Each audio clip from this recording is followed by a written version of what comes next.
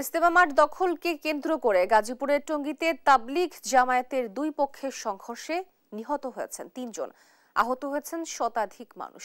গতরাতে টঙ্গীর তুরাগ তীরে সংঘর্ষে এ হতাহতের ঘটনা ঘটে। স্থানীয়রা জানায়, মঙ্গলবার রাত ৩টার দিকে সাতপন্থীরা তুরাগ নদীর পশ্চিম তীর থেকে কামারপাড়া ব্রিজ সহ বিভিন্ন রাস্তা দিয়ে ইজতেমা মাঠে প্রবেশ করতে থাকে। এ সময় মাঠের ভেতর থেকে জুবায়ের পন্থীরা ইটপাটকেল নিক্ষেপ করে। জবাবে সাতপন্থীরাও পাল্টা হামলা চালায়। এক পর্যায়ে সাতপন্থীরা মাঠে প্রবেশ করলে উভয় পক্ষের মধ্যে ব্যাপক সংঘর্ষ শুরু হয়। এতে ৩ জন নিহত ও শতাধিক আহত হয়েছেন। টঙ্গী পশ্চিম থানার ভারপ্রাপ্ত কর্মকর্তা হাবিব স্কেন্দার জানায়, হতাহতদের টঙ্গী আহসানুল্লাহ মাস্টার জেনারেল হাসপাতাল সহ বিভিন্ন হাসপাতালে নেওয়া হয়েছে। পরিস্থিতি নিয়ন্ত্রণে আইন শৃঙ্খলা বাহিনীর সদস্যরা কাজ করছে।